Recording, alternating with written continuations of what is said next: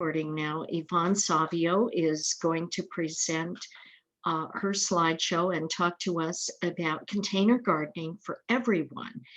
And Yvonne, do you want, would you like to take questions at the end? People can write their questions in chat and do it at the end, or we can ask them to unmute during the recording and be more spontaneous. It's your choice. I prefer waiting until the end, because many times questions are things I'm going to be discussing. And so let's just wait until everything gets covered. And then they certainly can put them into the chat or else hold on to them afterwards. And then you can let me know once I'm done with my presentation, you can let me know, go through the questions themselves, and then we can cover the items that we didn't cover in my presentation. Okay, then Yvonne, correct anything I got wrong or failed to say, and let's see about container gardening for everyone. Well, I would like to remind people of my website, gardeninginla.net. It's an informational website, and it's an outgrowth of when I ran the Master Gardener program for some 20 years here in Los Angeles. And it has items like monthly tips, and then beyond the monthly tips that are there for every month, that have been an accumulation of information over some 40 years of being here in Pasadena, and in my garden, the home that I grew up in. And then when my folks passed away, then I became the sole owner of all those nasty weeds. So you know how quickly they were gone when they're your own weeds, not when you're a 10-year-old who has to go do the weeding before she can go playing with her friends. So anyway, the monthly tips, and then my blog, which comes out about every 2 weeks, which is covering specifically what's happening in my garden right at that moment, and all the kinds of flowers and vegetables and everything else that is my photography of what's happening in my garden. And that always determines what I talk about in the blog. So the blog really enables you to compare and contrast what's happening in your garden, and consequently maybe answering or engendering more questions about what's happening in your garden as opposed to my garden. There's also job opportunities and a list of upcoming events, like this meeting is announced on the events page. I also have a lot of web links that I recommend because they're very science-based. And there's one column for all of the University of California links, and then another one for non-university organizations and like that. There's also the third place on that web links page that I have a collection of other Zoom meetings that I have made.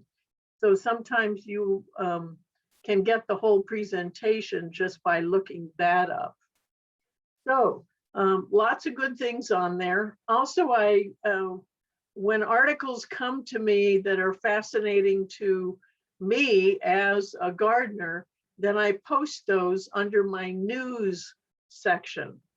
So there's lots of good things there. And what you can do if you're interested in receiving the announcements of when I post job opportunities or my blog or the news articles, you can subscribe to my list for that. So just send me an email at gardeninginla@gmail.com.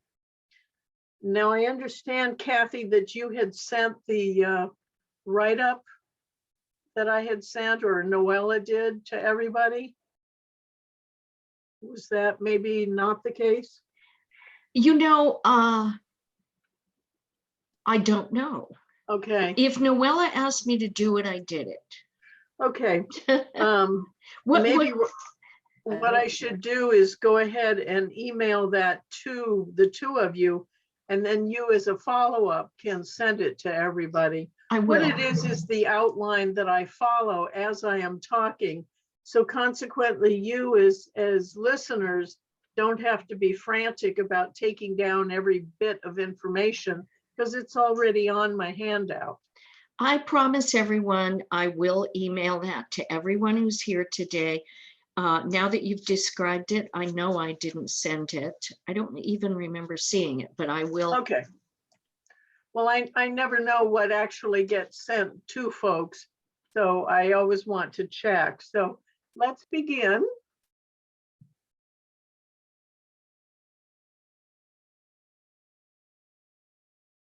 Okay.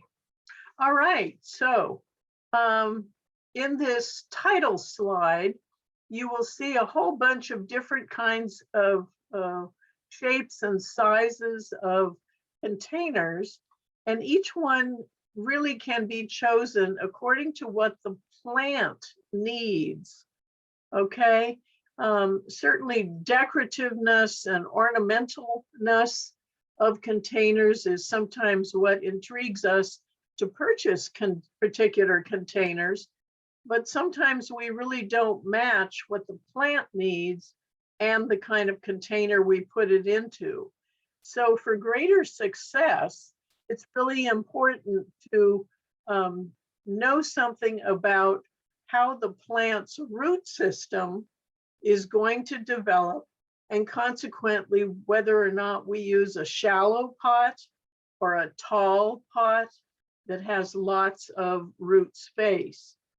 So for example, this little pot, which is probably 6-inch pot, has what looks like chives or something in there. That's a good sized pot for these chives because the root zone is not anywhere near.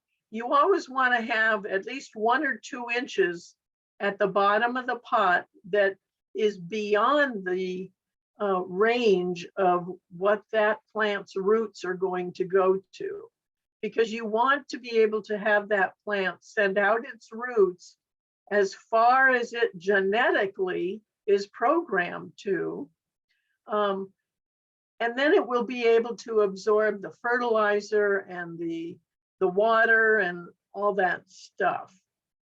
Generally, you really want a deeper rather than wider pot. Like these here that may be only 6 inches deep, those would be okay for plants that don't need more than 3 or 4 inches of root zone. The other problem with shallow pots is that, especially during our summers, you're going to have to be out there maybe 2 or 3 times a day watering it. And who needs that?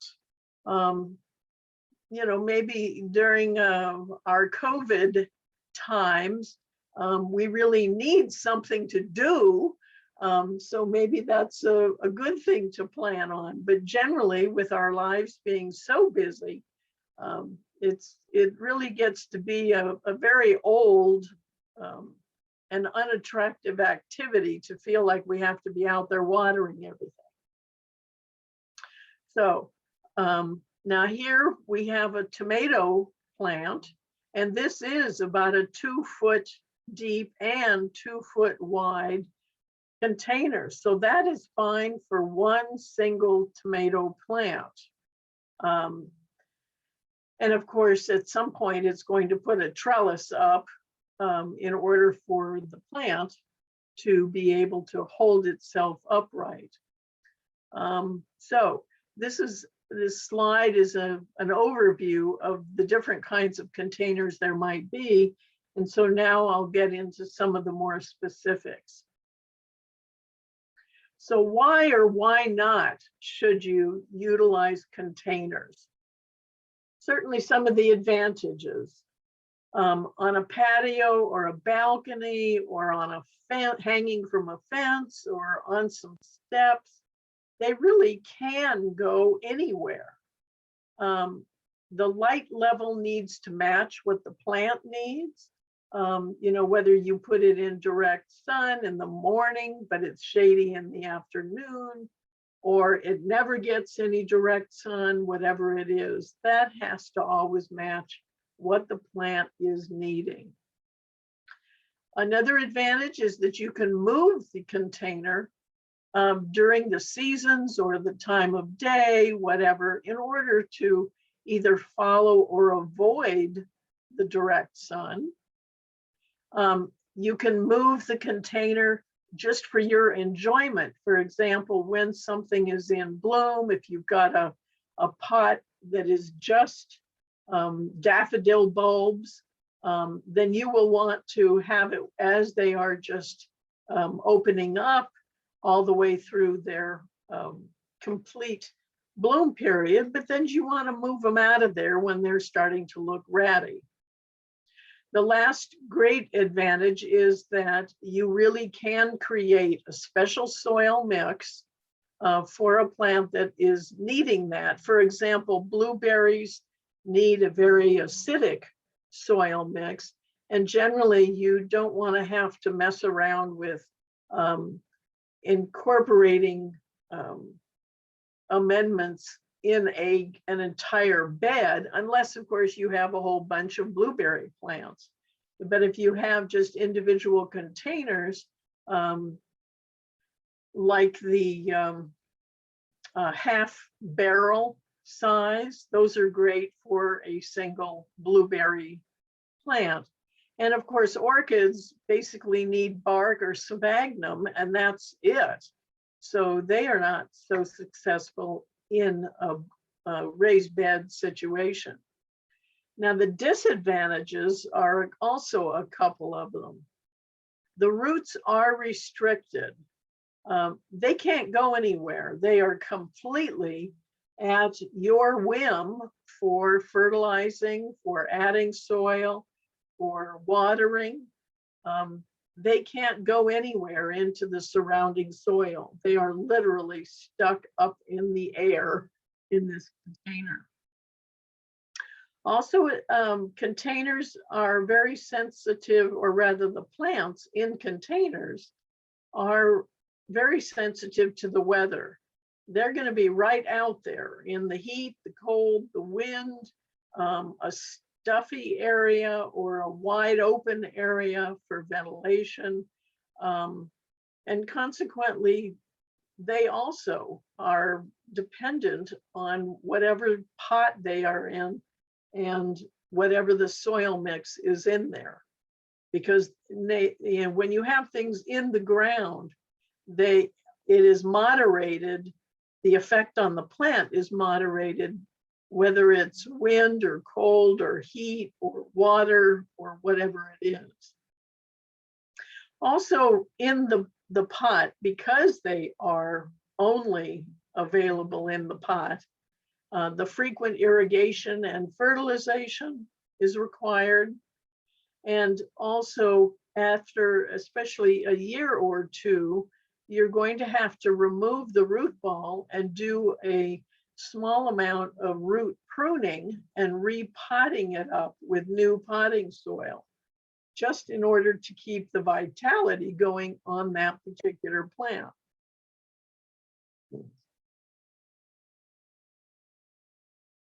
So what type of container?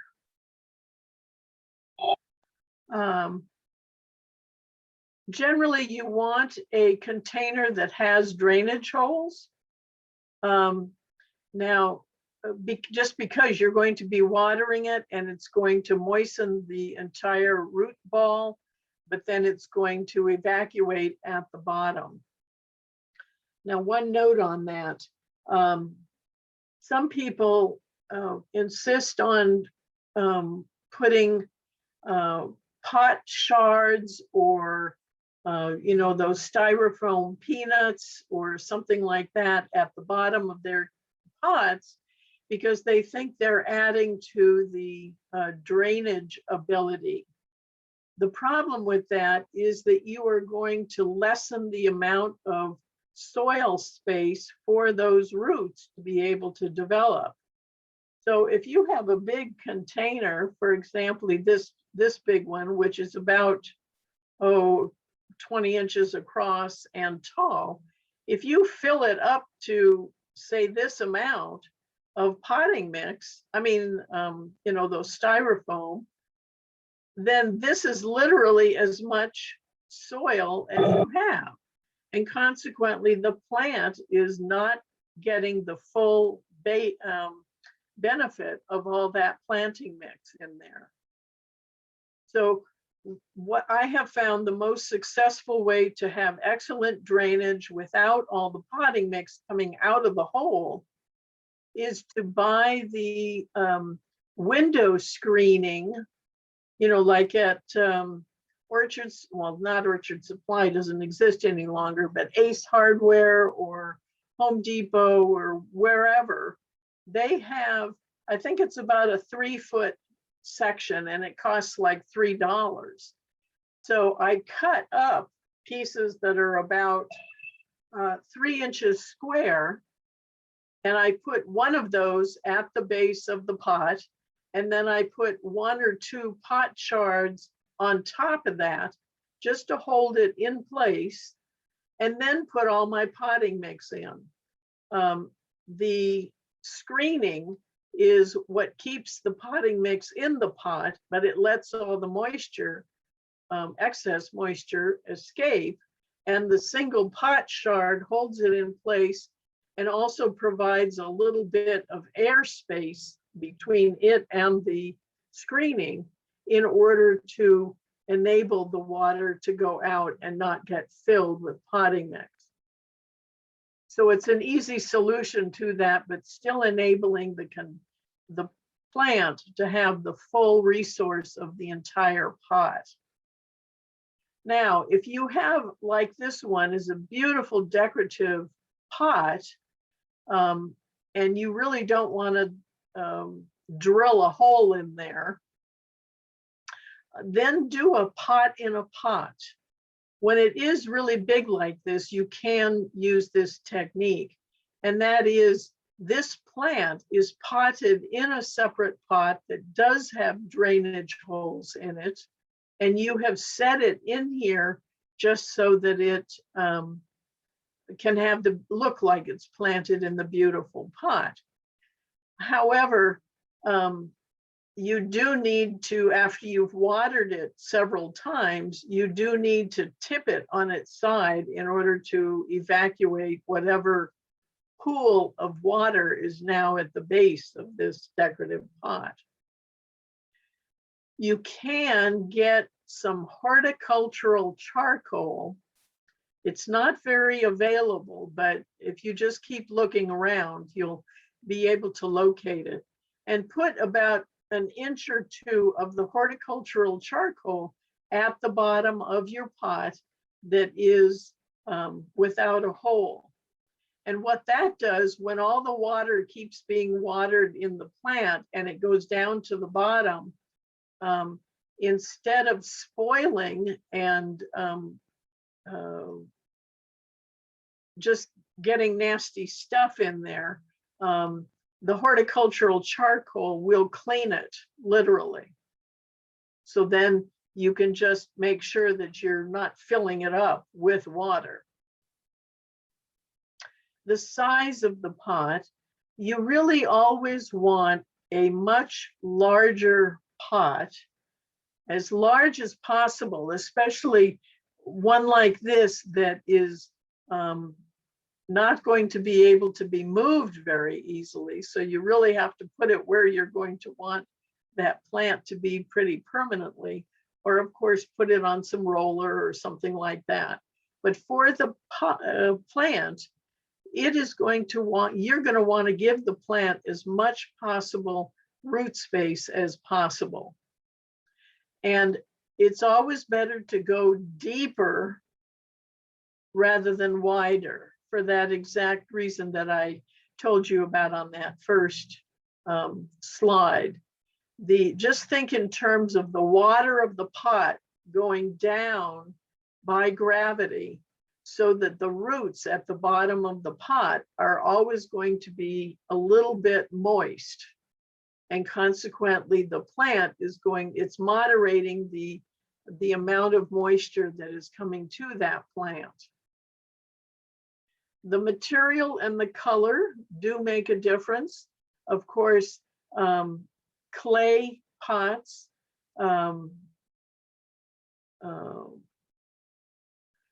all of these terracotta pots will, of course, evaporate more quickly than a glazed pot. And so you have to take that into consideration when where it's going to be, and consequently, how much attention you're going to have to pay to making sure that it's well watered.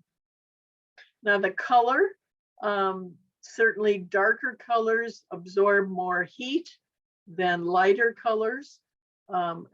If you can see this very obviously in a plastic container that most plants are sold in these days, if it's a black container, you note how much warmer that root zone is than if it's in a terracotta colored but plastic container.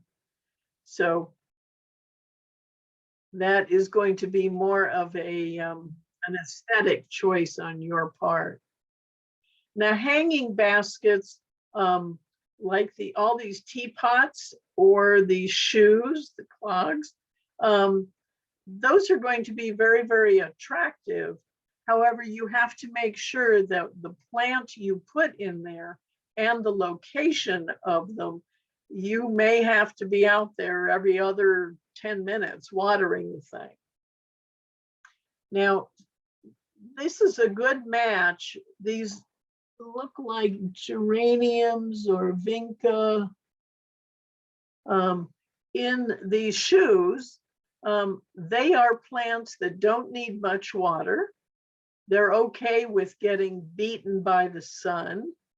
And so they are a good choice so that you don't have to be so concerned about stringing a drip irrigation system or being out there so frequently just to keep them alive, much less thriving. And of course, I love this little guy. He's taken his garden with him. Okay, this batch of my succulents, one of the my first tasks for myself when COVID struck and we were literally stuck at home, about every 5 years I have to repot up my succulent collection because it's all grown and overgrown and everybody's rooting themselves in everybody else's container. So this was my first project, was to repot everybody up. And of course, that's one of the things I love about actually meeting in groups, is because all of the starts that I get from my pots or from the succulents, I start and root them, and then I have them available. I bring those to meetings. So of course, I have a tremendous stash of all these plants now, just waiting for us to be able to have a meeting again and pass them along to everybody else. So this was always a fun project for me to try to match the color and shape and texture of the plants with a pot that I felt was going to make a nice connection to it. For example, this one has the green with the bluish green with the reddish coloring on it. So I thought, well, that'll be great in this baby blue color. These little pieces don't have much of a root system at all. So they're in this container that's only 2 inches deep. Whereas these bigger guys, they're in a nice big container deep. So it's great fun to be able to match your plants to the containers. So how much sun do containers need? Again, it's according to the plant. If you are growing only foliage, for example, in edibles, this would be lettuce, even broccoli now, the chard, kales, all those things that you're going to be eating just the foliage. Then you want at least 6 hours of direct sun each day. If the plant is going to be making flowers and then making a fruit, and of course this is, by flowers, I'm also including ornamentals like this bougainvillea here. It's just going ahead and making flowers. So many of your ornamental flowers are going to be in this category. But if it goes ahead and makes fruit too, like squash and tomatoes and peas, those need at least 8 hours and preferably more. So consequently, if you're really, this is where it gets to be problematic for houseplants. 6 hours might be just about the top that you could manage because it's in a particular window. Whether or not it needs the beating sun in the south window, or whether it gets several hours on the east side where the sun is there only in the morning, or the west side, which it gets only in the afternoon, which it's much more intense sun, then those are all considerations that you have to make about whether it's going to be successful indoors. Now, one thing I did do in an apartment that we were in early in our marriage, I got 2 pothos plants. Those are the ones that are just foliage, and sometimes they're a little variegated. And I put one in our living room, which had only some windows facing north, which means no direct sun ever during the year. And the other plant I put outside under a hedge so that it could get some real sun and real air. And every week I would shift them so that it would recuperate a little bit outdoors with the real weather. And then I'd bring it inside, and of course it would be denied everything that it had outside. And that worked for about 3 months. And then both plants just gave up because it just wasn't sufficient to what they could manage to get on the outside. But, sometimes you have to do what you have to do, and just in the name of having some real plant inside your house. So the third variation here is bright shade, and this is where houseplants would fall in as well. For example, I have some African violets that I keep outdoors all year long because they're on one of those baker's shelves right up against the house on the north side of the house. So it's the least possible amount of sun, and it's got, my oak tree is overhead, so it's got the filtered light from the oak tree, but it never gets any direct sun, and they're doing quite fine. I can't say they're blooming a whole lot, but at least they're not dying on me. So I figured that's been so far a satisfactory place for them. But certainly like spider plants and anything that just wants bright light that you can do successfully indoors, you could have them outdoors as long as there's the protection. Of course, we didn't have much cold at all this year. And with the gradual shift into cooler weather and now warmer weather, they were doing just fine. So many times you just have to explore and try it and move it in several places, especially if it's in your home. So what kind of soil mix do I use in a container? The first thing is that you never use garden dirt, okay? Potentially they have disease spores in the soil. There are weed seeds, and it's just too heavy for the root systems of those plants in order to deal with in a container.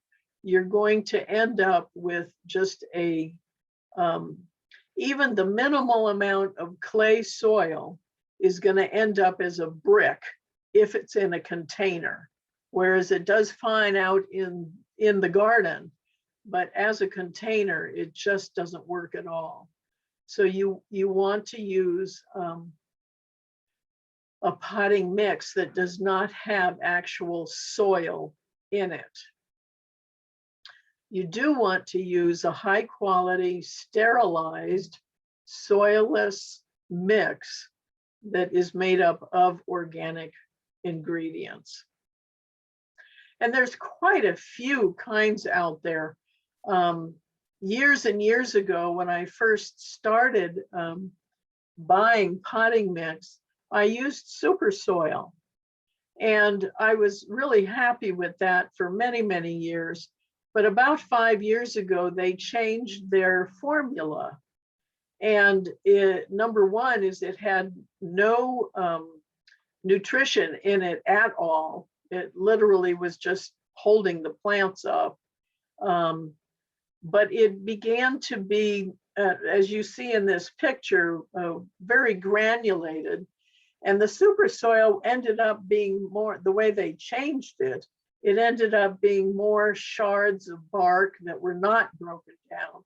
So it just ended up not being satisfactory for me to start my seeds in or to use in my container plants. But so what I have found is that I just have to buy small bags of many different kinds until I find the ones that really work well for my plants. And so it's kind of a long-term adventure into testing different kinds of soil mixes. One I do really like that it is available locally, and I would assume for you guys as well, it's through most of the independent nurseries, and the brand is called LGM. And it's made in El Monte, so it's nice that it's made locally. But they have several, shall we say, flavors as well, you know, potting mix or potting soil or starting soil or something. So it's a big, bright yellow bag. Not this one that I have a picture of here. This is a different brand. But LGM is the one that I really like currently. So I get it at Lincoln Nursery, which is very close to me here. So I'm sure there's some places, but it's the independent nurseries that do carry it. Okay, now in the potting mix, after you've put that piece of window screening and then that one shard on top of it, and then you fill the potting mix in, leave a good inch after you've compressed the soil around your plant. When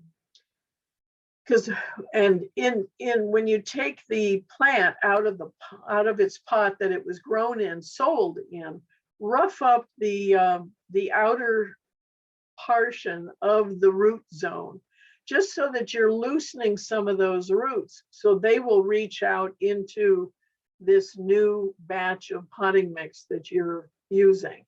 The point here is that if you just take your plant and you just plant it as it is without roughing it up, you'll find after several months that those roots are still just going around in that circle that they were with that as soon as you bought it. And you really want all those roots to reach out into the rest of the potting mix. So leave a good inch after you've planted the plant, because this then is going to be what you fill with water each time. And you do it 3 times. Because the first time you may find it'll, especially if the potting mix is particularly dry, it'll just take a while to go be absorbed. The second time there will be more of it, and the third time finally will go down very slowly because so many of the particles are then already filled with water. So what can I plant?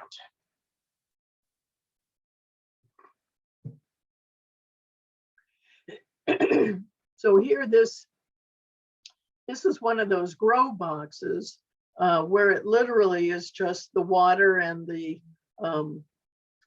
substance that they have in there to keep the more of a hydroponic system. But of course, you can translate that into using soil as well, or the soil mix. This lemongrass, certainly anything like, what was it? Mint. And lemongrass is the same thing to an extent in that the root zone just takes off. So planting it in the soil is the worst present you can give yourself, because after 3-4 years, you're going to be digging that stuff out for the next 20 years. You don't want to do that. My folks did that, and that's how I learned with the mint. They had planted some mint under a grapefruit tree. You can see how jam tight this lemongrass is in this container. And then of course, some things really do like being jam tight, and others, that's when you know you should be splitting it into several containers. Here's a little pea plant that this is literally 8 inches of plant, and that's it, and it's bearing. So this is definitely a great container plant for getting, I don't know, at least a dozen peas off of it. Here we've got the boards. These are 6-inch boards, made a raised bed just set on top of the grass, and then planted with batches of lettuce, and then it might be some sage or something here, and some other plants in the back. This is a great use of the concrete brick holes. These are leeks that were planted in here. And of course, if you've grown leeks, you know they withstand drought very, very easily, and heat. So just the person watering every once in a while, certainly this little container going straight down into the soil, the roots have access way underneath the concrete block. And of course, this what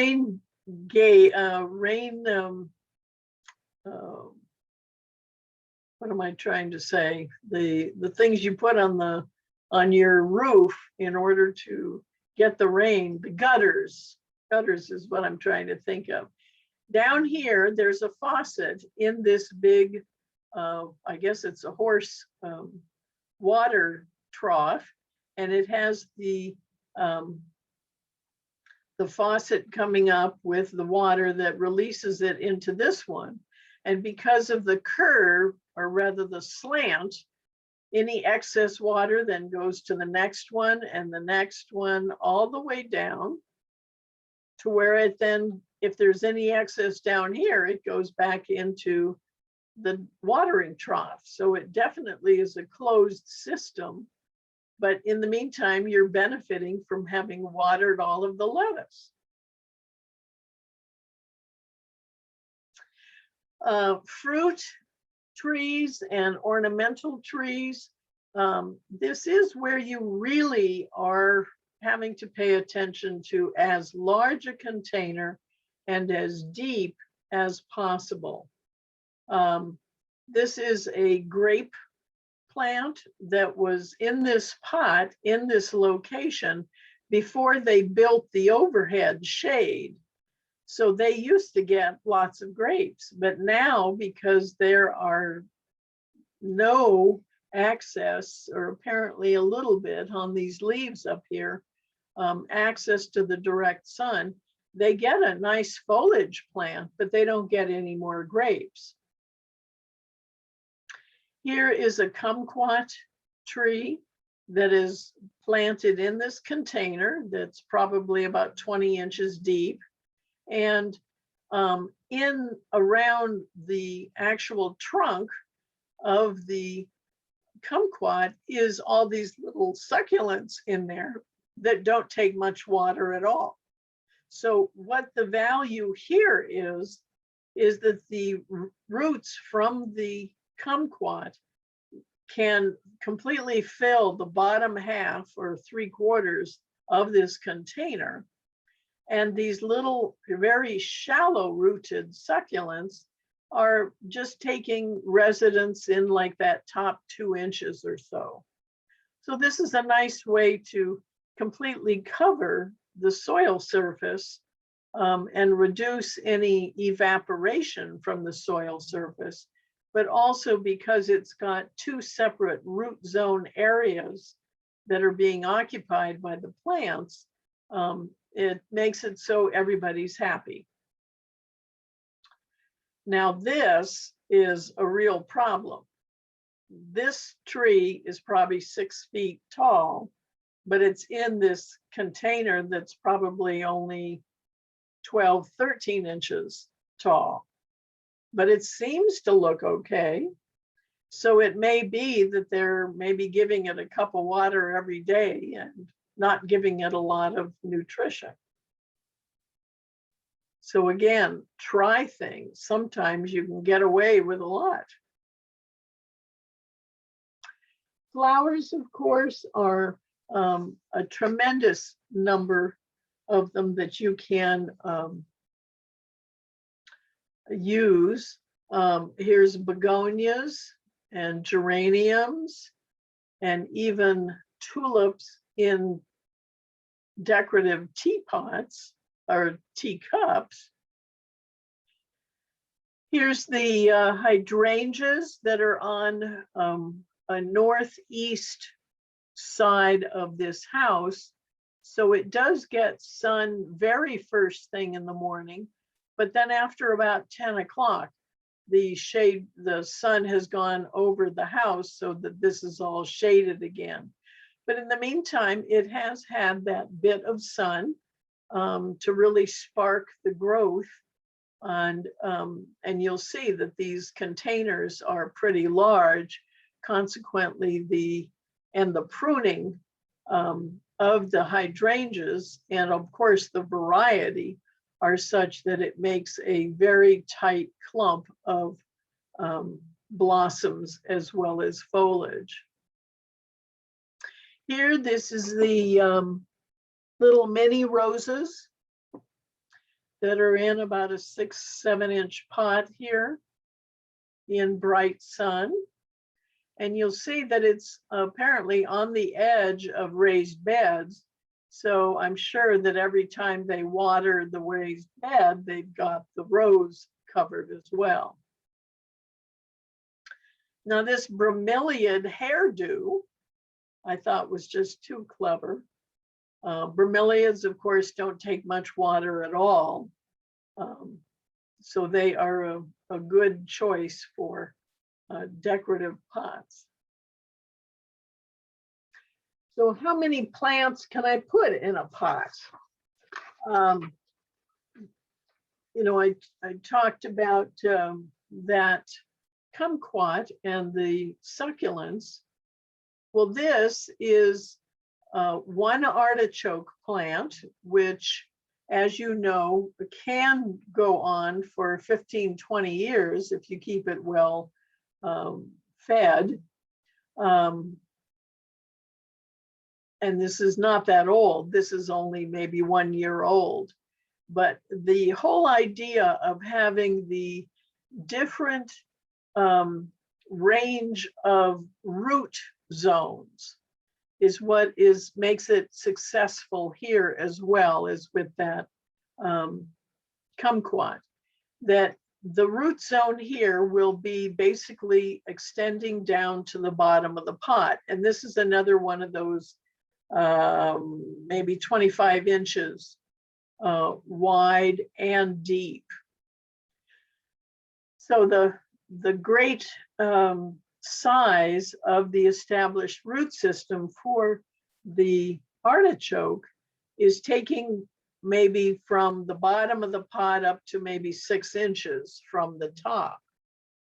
Now here we've got some of the herbs, like we've got the couple of different basils, oregano, another maybe different basil and some parsley and like that. All of those root systems will probably just go down to 5 inches or so. So again, you don't have competing root zones. You have each of them in a different area of the pot. And that is able only with those really big pots. And of course, all this stuff you will be harvesting and then finally pulling out. But the artichoke will, after it's born its artichoke, it will continue to develop for the rest of the summer, but then it will go dormant. So it'll look like it's gone, but in fact, it's not. It's just taking a breather. And then it will come up again in the spring and bear more. And artichokes then, it won't send up the same stalk, but it will multiply. The mother plant will then become several plants, and it will send up new shoots that will have more of the artichokes.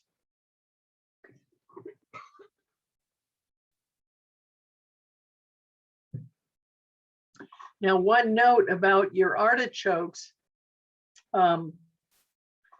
successive crops, you know, it'll come up with this one main one on the main stem, and that will be the largest size. Then it will put out side shoots from the main stem, and those will be a bit smaller. And thirdly, it'll come up with the third crop, and those will be the baby size. So you will have several different sets of crops on there, but it has nothing to do with whether you've watered it well or fed it or anything else. It's just the way the plant works, that first one is monstrous, then the second one is large, and the third and maybe fourth are certainly smaller, maybe even the baby size. So don't expect more or think you're doing something wrong when you note that with those plants. Okay, should I use seeds or transplants in my containers? And the answer, like so many things in gardening, is yes. You should do everything. Seeds that germinate and grow quickly are, of course, going to always be more successful to you because you'll see that something's actually happening. So like your lettuce or your radishes, those are always going to be coming up at least within a week, certainly more like 3-4 days, they will come up. So you will have some success knowing that the seeds they did germinate. For plants that are going to take much longer to develop before you get the fruit, that is the reason you're doing this, like eggplant peppers, tomatoes, and many flowers, I would suggest using transplants, just because that way you're going to have a gain of a month or two, because you're planting it when it is already a good sized transplant. Generally, though, when you buy transplants, I would not go larger than the 4-inch size, because you really want the plant to be well-developed root system at that point, but so that it can adapt very quickly into your growing conditions in your garden. Instead of like buying a gallon size tomato plant because you want tomatoes sooner. It never will really successfully and thoroughly adapt to your space. And that's whether you put it in the ground or put it in a container. So particularly high yield vegetables are going to be the beans, beets, broccoli, carrots, lettuces, peppers, radishes, squashes, and tomatoes. So those are going to be what will give you the most food off of what's in a container. And of course, many times there are varieties that are bred to be pretty small. Like there's a cucumber called, of course, I can't remember the name now. But anyway, just look at the package, because many times it will say a Space Master. That's the name of the cucumber that I know it's years old now. I'm sure there are new ones coming up. But sometimes the name gives you a hint that it is excellent for containers because it's not going to be running all over the place. Now, watering, just how much water and how frequently do I water? Larger, deeper containers moderate the soil temperature, and consequently, you won't have to water as frequently. Double potting, remember that was that pot in a pot, moderates even more because the container that has the root zone in it is not open to the air at all because it's all the foliage of the plant on top. So there's very little evaporation, which means you have to water less frequently.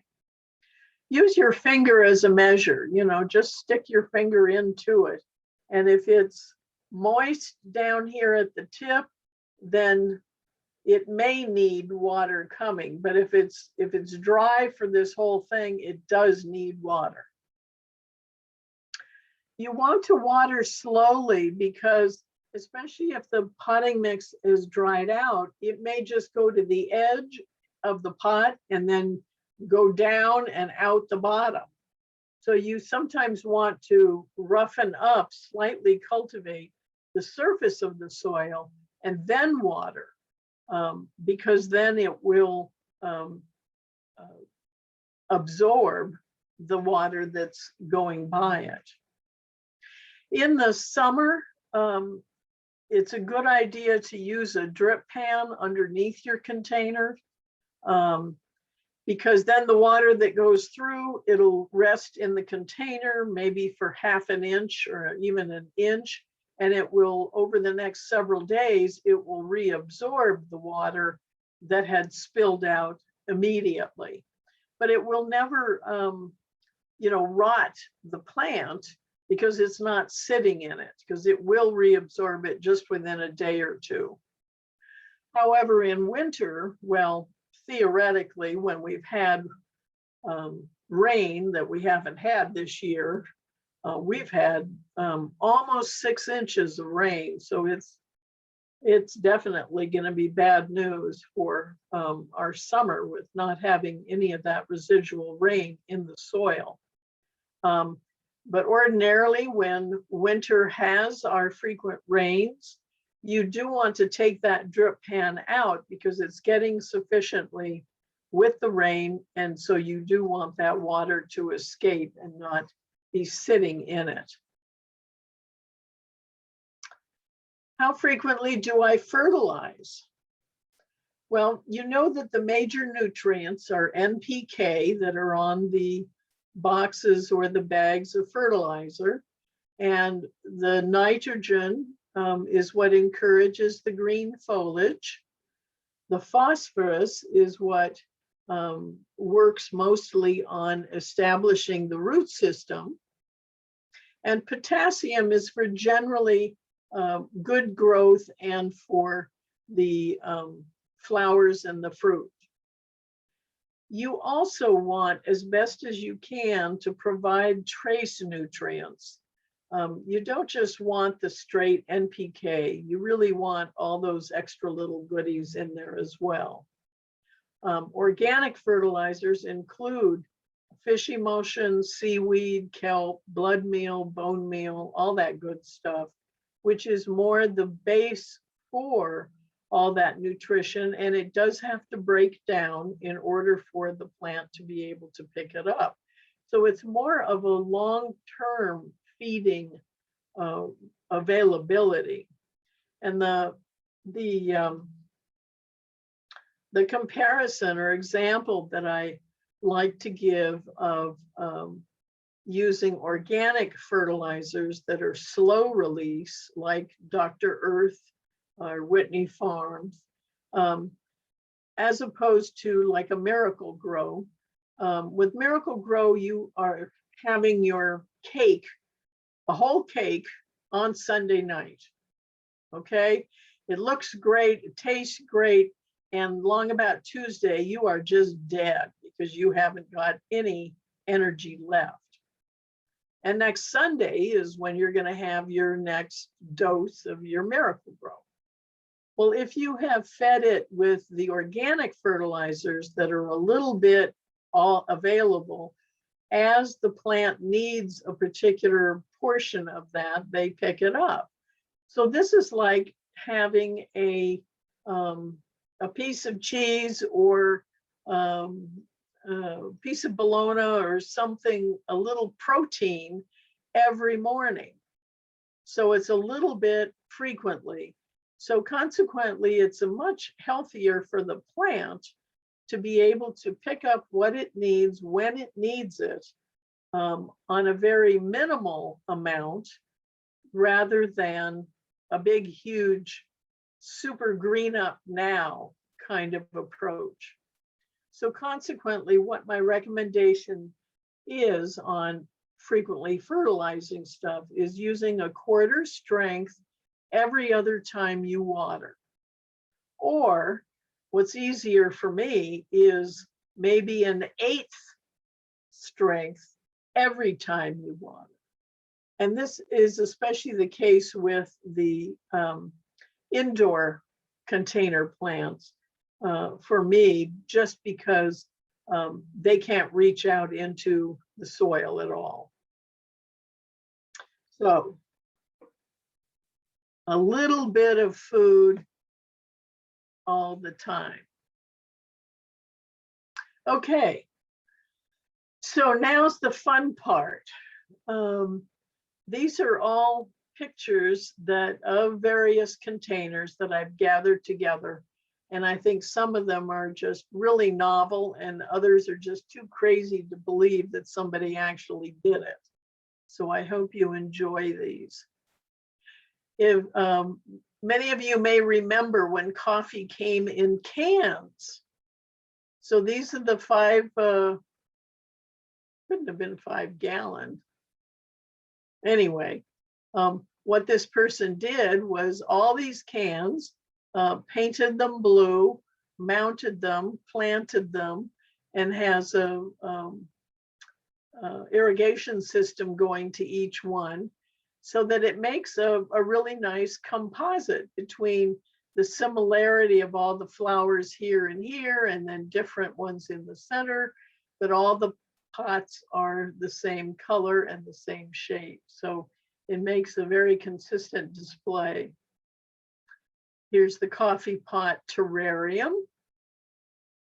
Here's a lamp, you know, that would go over the dining table, flipped upside down and planted.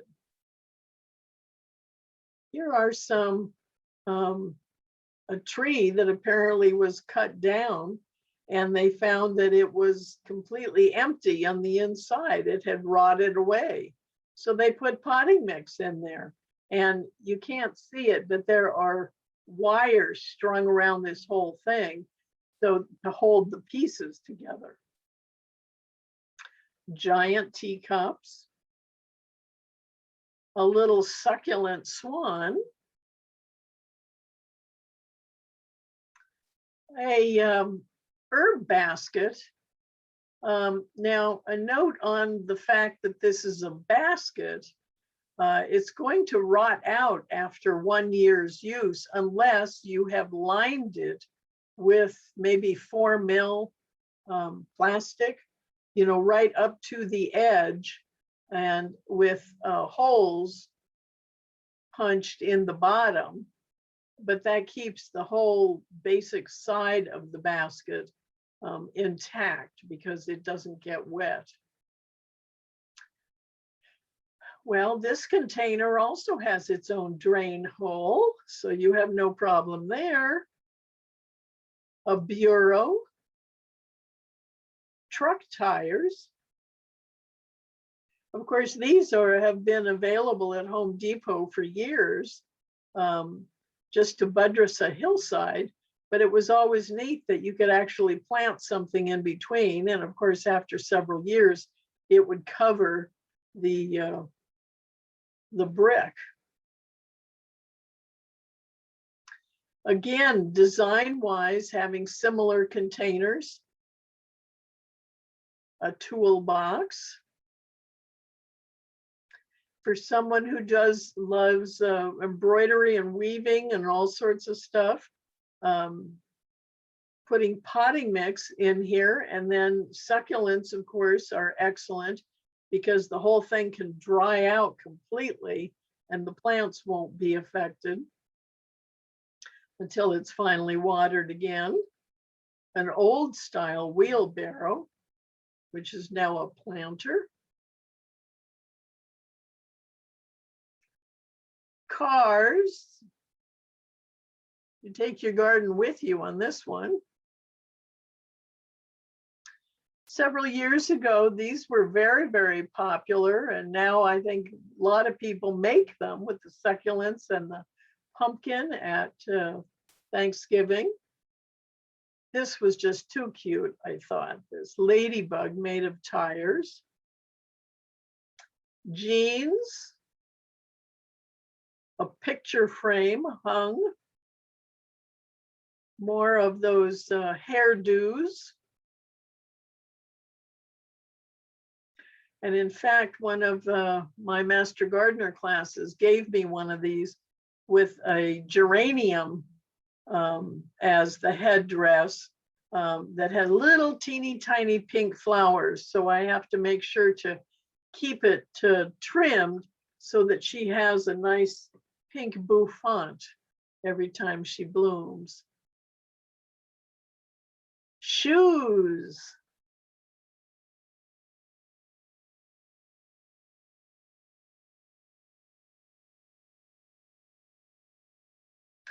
And of course, lastly here, I think our fantasy container and hanging plant garden.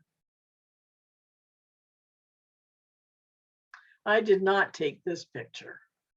I wish I had been there to be there to take the picture. Okay, that's it.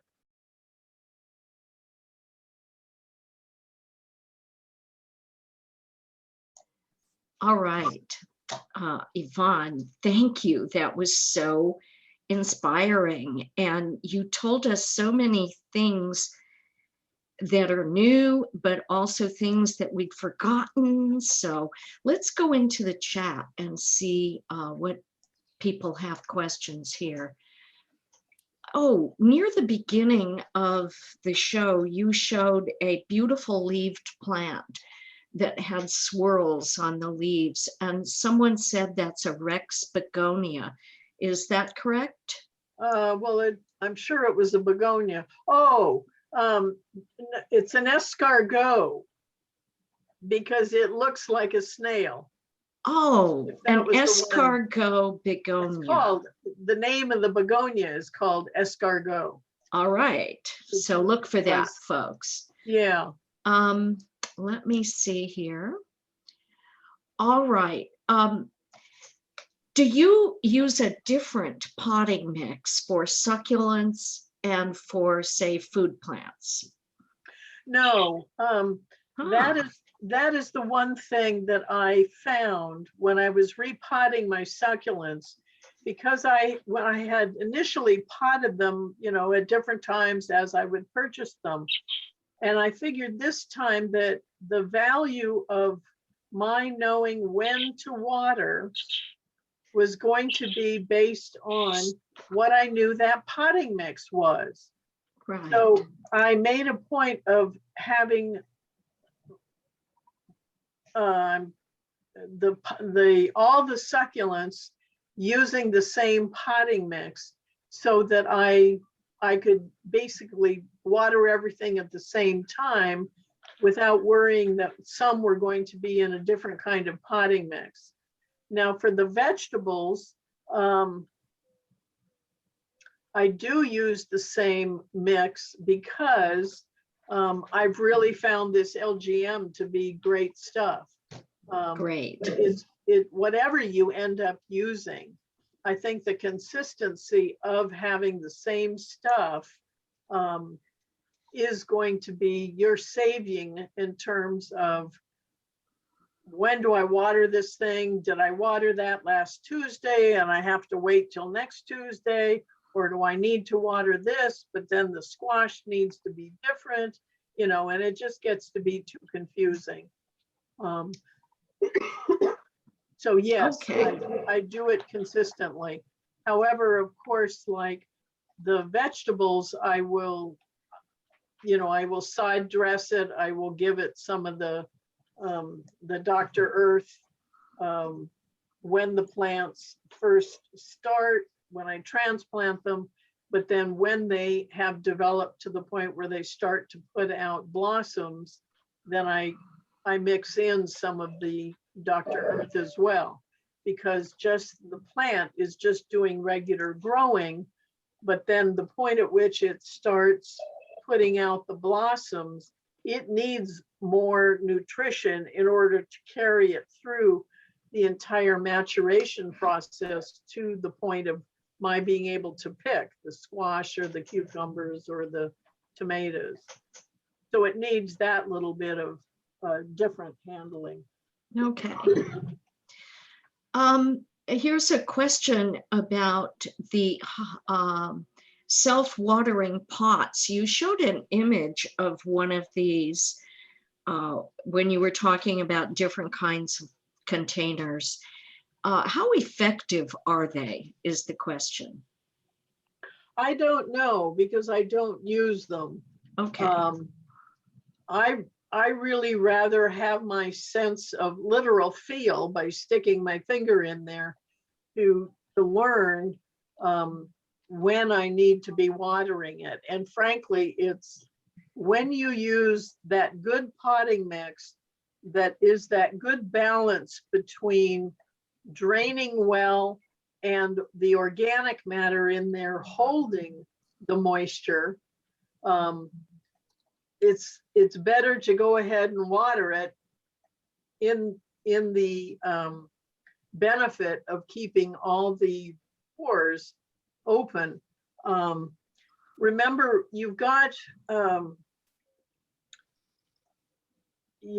piece of soil mix, and then next to it, but all the spaces in between are the air spaces. And that's literally what fills with water every time you water it. And that's what drains. And that's where the roots go in order to pick up the water and the fertilizer. So you have to always make sure that that is slightly moist you know, like the comparison is a wrung out sponge, just to make sure that that entire, where the root zone is, that it's going to have the availability for those roots to go moving in there and picking up the nutrition and the moisture. All right, thank you. We have another question from Marlene. She says, I'm having a hard time getting the soil acid enough for my blueberries. Do you have a suggestion? No, I don't. I would think if you just Googled, you know, making soil mix for blueberries, that it will tell you what is going to be the balance of ingredients to go ahead and put in there. I've not grown them before, so I don't have an experience that way. Well, I will just add in here, I also am trying to grow blueberries. This is the second year. I purchased acid soil for this project. I have 2 bushes, and I really don't, even though I use acid food, I really don't think it's working that well. I don't have a suggestion either, Marlene. Rosalia asks, if I use a 60-gallon container, can I pot cherry tomatoes with jalapenos and serrano plants? 60-gallon is a good size. It more depends about the depth. You know, if it's a huge thing, but it's only this deep, then that's going to be problematic. But if it's more like 2 feet deep, cherry tomatoes are very extensive root systems, just because, you know, you see from the top that it's a lot of foliage. And because they are going to be bearing fruit for a very long time, they're going to need a good root system and fertilization. So I'd say one cherry and maybe 1 pepper. What were the other plants she wanted to plant? Both pepper plants, a jalapeno and a serrano, and 1 cherry. Yeah, those 3 plants I think would be the tops that you could put in. Okay. Yeah, now remember that the peppers, strangely enough, they're called warm season crops. However, I always get more peppers during the winter, and certainly being fresh picked, it's wonderful. So again, like the cherry, it is going to be growing for a long time and producing fruit for you. So you really do need to be concerned about providing sufficient moisture and fertilizer several times through their growth period. But those 3 plants I think would be fine. But do, you know, give them each one its own cage. You know, years ago, when the first tomato cages came out, they basically were the ones that I had to end up using for my peppers, because they were only 3 feet tall, you know. Yeah. And now I use a double-decker 5-foot tall one for my peas and my tomatoes. So, and that will help it give the stability to the plant as it develops all of its branching, both for the peppers and for the tomatoes.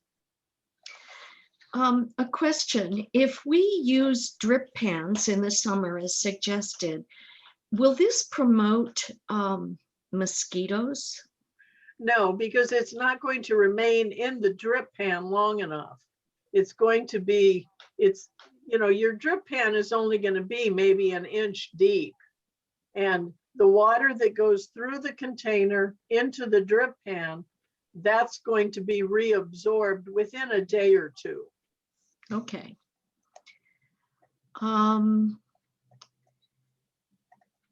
would you recommend, you showed a photograph of a raised bed set on grass. Will the grass eventually compete? No, putting the bed on top of the grass is literally going to kill the grass. Oh, okay. Now, not, if it's Bermuda grass, it'll probably take over the entire bed. But if it's regular grass, then it's going to kill it because it has no sun and it's being smushed with the wet potting mix.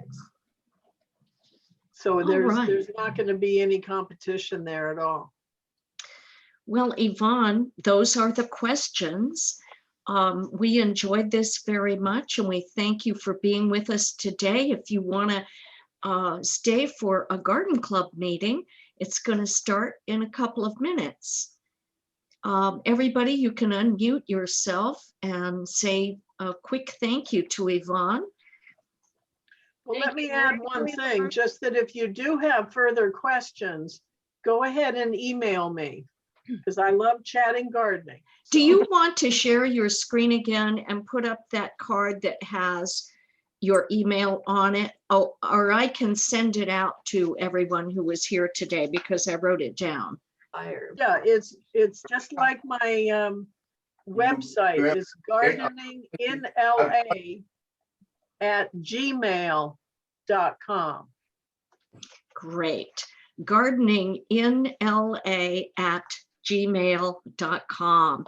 Thank you Right. so much, Yvonne. I know that people will think of questions and you're going to get a flurry later. Right, that's great. Okay, thank you very much. Thank you, Yvonne. Thank you. Thank you. Thank you. Thank you, Bye-bye. everyone.